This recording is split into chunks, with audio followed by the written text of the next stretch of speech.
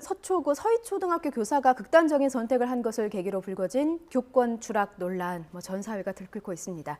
그런데 육아 전문가인 오은영 박사를 향해서 교권 추락 책임론이 불거져서 또 다른 논란이 확산하고 있는데요. 오은영 박사가 직접 언론 인터뷰를 통해서 입장을 밝히기도 했는데 관련 내용 전문가와 함께 짚어보겠습니다. 정선아 숙명여대 아동복지학부 교수 나오셨습니다. 교수님 어서 오십시오. 네. 교권 추락 논란이 확산하면서 그 불티가 이른바 금쪽이라고 하죠. 금쪽이 논란으로 튀었습니다. 혹시 해당 프로그램 보셔요? 네, 본 적이 있습니다. 어떻게 보고 계세요?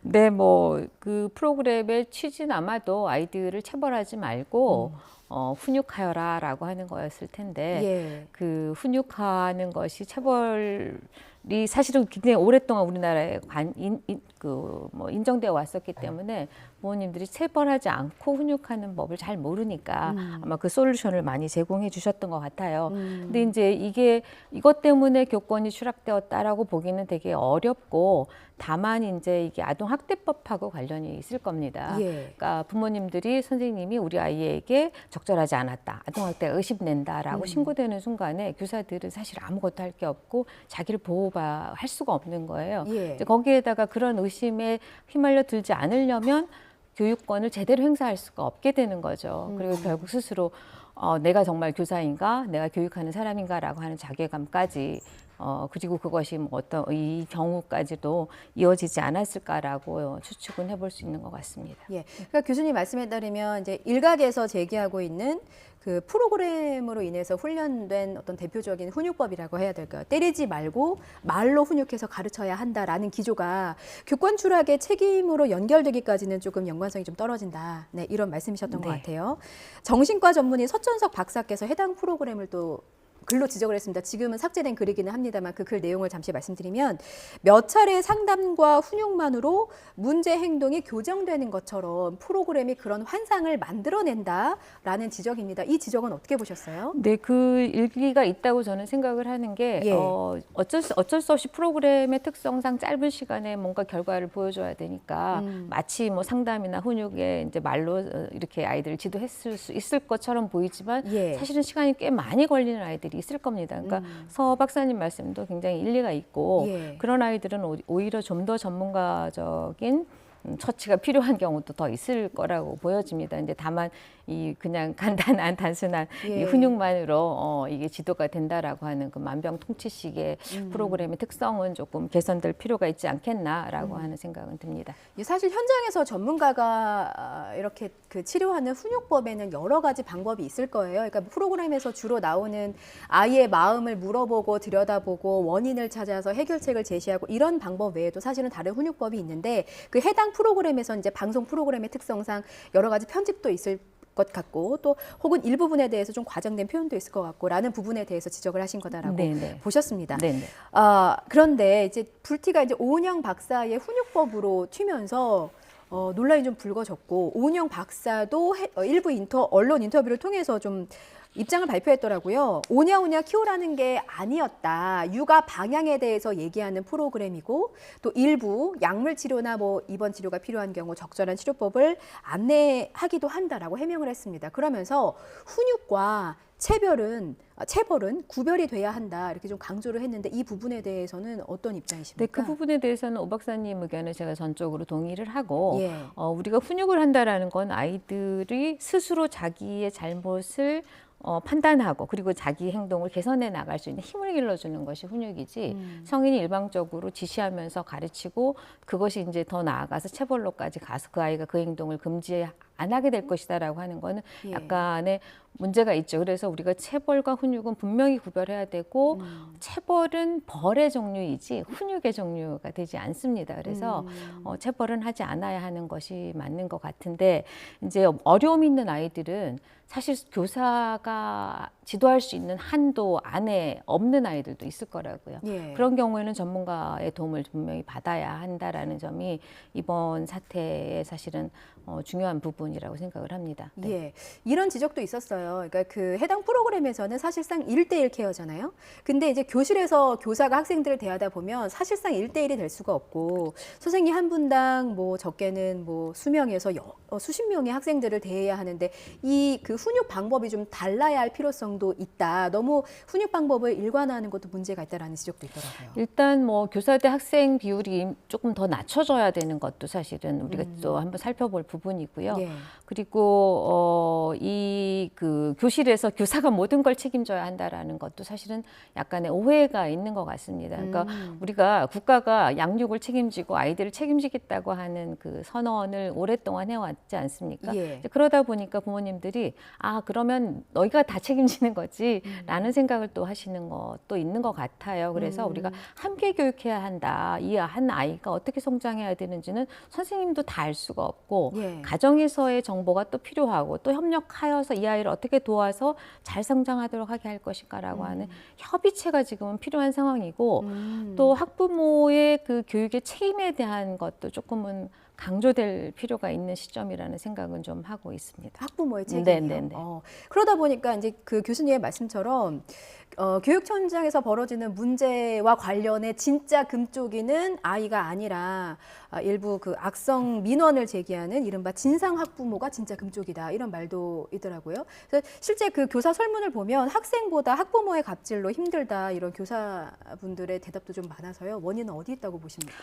네, 아마도 부모님들이 이제 우리 아이가 소중하다, 내 아이만 소중하다라는 생각을 더 많이 하시는 것 같은데 사실은 그 사건, 어떤 한 사건이 생기면 그 사건과 연루된 많은 사람들이 있잖아요. 그럼 그 많은 사람들은 또 이 사건에서 어떻게 피해를 입을 수 있을까라고 하는 생각을 좀 해야 하는 것 같아요. 그래서 우리가 권리를 무조건 주장하는 것은 타인의 권리도 보장하는 것이 포함될 때 권리가 주장되는 거라고 생각이 됩니다. 그래서 아마도 그게 조금 우리한테 지금 부족한 거 아닌가라는 생각을 좀 해보게 됩니다. 예, 부족한 부분이 있다면 이제 어떤 제도로 보완을 해야 할 필요가 있는데요. 이제 말씀하시는 걸 종합해 보면 교권 침해, 교권 추락 문제와는 좀 별개로 뭔가 과잉 행동 장애를 보이는 학생들에 대한 교정이나 뭐 교육에 대한 어떤 제도적인 설비가 좀 필요할 것으로 보입니다. 좀 조언을 해주신다면요. 네, 뭐 이미 학교 현장에는 이제 상담사가 들어가 있기도 합니다. 예. 이제 그런데 이제 그 인력이 충분하지 않을 것이고요.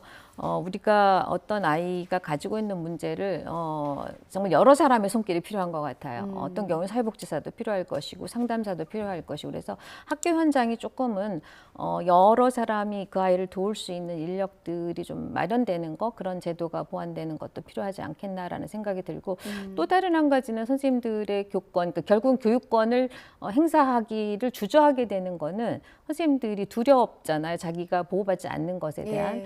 그래서 그 아동학대 의심 사건이죠. 우리가 흔히 이제 아동학대 사건이라고 할 때는 그 아동학대 의심을 받을 때 스스로를 그러니까 자기가 보호받을 수 있는 장치도 지금은 현재 필요하지 않을까라는 생각을 좀 해봅니다. 예, 그런 장치도 마련이 돼야 하고 사실 선생님도 학부모도 가장 바라는 건 아이가 바르게 자라는 것이잖아요. 그 속담 중에 외국 속담 중에 아이가 자라려면 온 마을이 필요하다라는 말도 있는데 많은 관심을 아이들에게 좀 기울이고 함께 머리를 대는 논의가 좀 필요할 것으로 보입니다. 다른 논란이 또 있어서 저희 노키즈존 찬반 논란 얘기도 좀 해볼게요. 노키즈존과 관련해 많은 분들이 관심을 갖고 있는데 저희가 사진 한 장을 준비했습니다. 보시면서 좀 얘기를 나눠보겠습니다. 이게 지난 24일 자영업자 커뮤니티에 올라온 사진이에요. 한 식당의 CCTV 화면이 공개됐는데 지금 보시다시피 술잔이 좀 놓여 있는 테이블 옆으로 아이들이 좀 누워있고 방석을 좀 이불처럼 사용하는 모습이 보입니다. 그러니까 이 글에 따르면 아이들은 저렇게 누워있고 어른들은 옆에서 음주를 했다라는 이제 목격담이거든요. 이것 때문에 이 글을 올린 사장님은 이런 제목을 썼습니다. 진짜 노키즈존 하고 싶어요. 라는 글이에요. 자영업자의 고충을 충분히 이해는 합니다. 그래서 좀 들여다봤더니 전국적으로 노키즈존을 운영하는 식당이나 카페가 400여 곳이 넘더라고요. 또 관련 여론조사도 나왔는데 노키즈존에 찬성하는 여론이 조금 더 높았습니다. 지금 그 지도에 보이는 파란색 그 표시들이 다 노키즈로 운영하는 식당이나 카페입니다.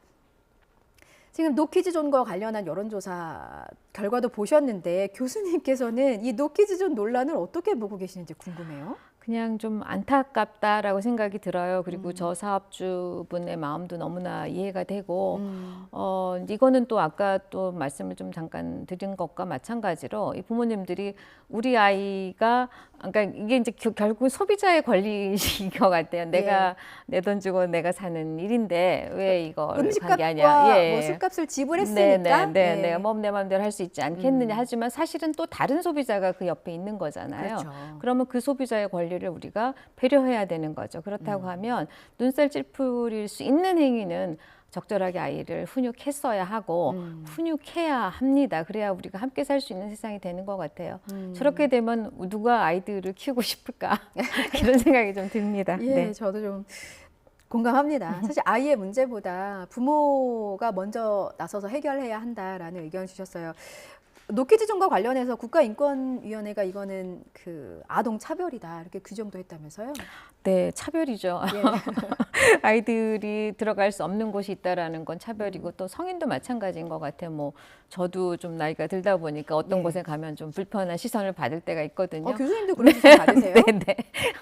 그래서 예. 이럴 때는 내가 차별을 받네, 내가 나이 들음이 이게 차별받아야 될 일인가라고 하는 생각을 하게 되는 거와 마찬가지로 이 노키즈존도 어떤 특정 집단에 대한 차별이 충분히 된다라고 봅니다. 네. 그렇군요. 저도 그 단골 식당이 노키즈존으로 바뀌어서 문 앞에서 아이와 함께 돌아선 적이 있습니다. 그런 경험을 느낀 적이 있어서 교수님과 마음을 같이 하고 있고요. 네.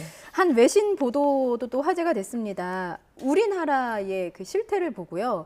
출산율 최저인 한국에 노키즈존이 생기는 게 출산을 더 꺼리게 만드는 요인일 수 있다. 이런 분석을 또 외신이 해서 화제가 됐어요. 충분히 그럴 수 있다, 개연성이 있다고 저는 생각을 합니다. 왜냐하면 우리가 노키즈존은 결국 그 불편한 아이들을 보기 싫다라는 거거든요. 예. 불편한 아이들을 보기 싫다는 얘기는 그럼 아이들은 불편한 존재, 아이들은 힘든 존재, 그러니 나는 아이를 낳지 말아야지라고 충분히 갈 수 있는 그런 뭐 인과성은 아니지만 관련성은 충분히 있다고 아마 외신이 지적한 거라고 봅니다. 그렇군요. 네. 그래서 보건복지부도 나선 건가요? 최근에 노키즈존 실태 조사를 시작했다고 하거든요. 육아의 친화적인 환경을 조성하기 위해서 무엇을 좀 연구를 해야 할까 복지부가 나선 것 같고 노키즈존이 정말 저출생에 영향을 미칠까 이런 부분을 들여다보는 것 같습니다. 조사 결과는 뭐 나오지 않았습니다.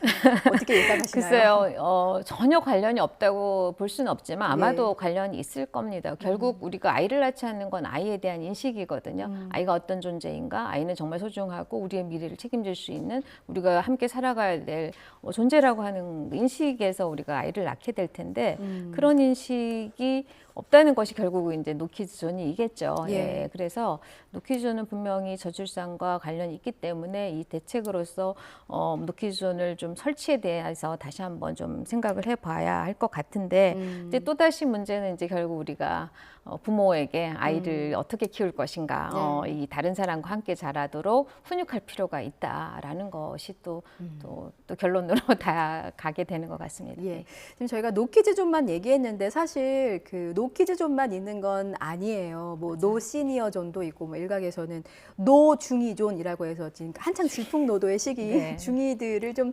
거부하는 그런 것도 있는 모양입니다. 그런데 누구나 다 어린 아이였었고 누구나 다 늙습니다. 누구나 다 시니어가 돼요. 노인이 되는데 이렇게 세대별로 예스, 노 이렇게 가르는 게 사회적으로 좀 어떤 영향을 미치는지 세대 혐오를 부추기는 건 아닌지 이런 걱정도 좀 듭니다. 네, 맞습니다. 이게 결국 우리가 뭐 이렇게 자꾸 구분하는 것이 편리하잖아요. 예, 구별하고 구분하는 게 편리한데 사실은 그 편리함이 주는 또 그 피해가 생기게 되는 거죠. 그래서 우리가 이 조금 불편함을 감수해야 된다. 아이들이 오는 것의 시끄러움도 사실은 우리가 소비자일 때 좀 감수해야 되고 좀 불편하지만 그래도 함께 살아가니까 뭐 일정 부분 감수해야 되고 뭐 이런 의식도 조금 챙겨야 되지 않을까라는 생각이 좀 듭니다. 네.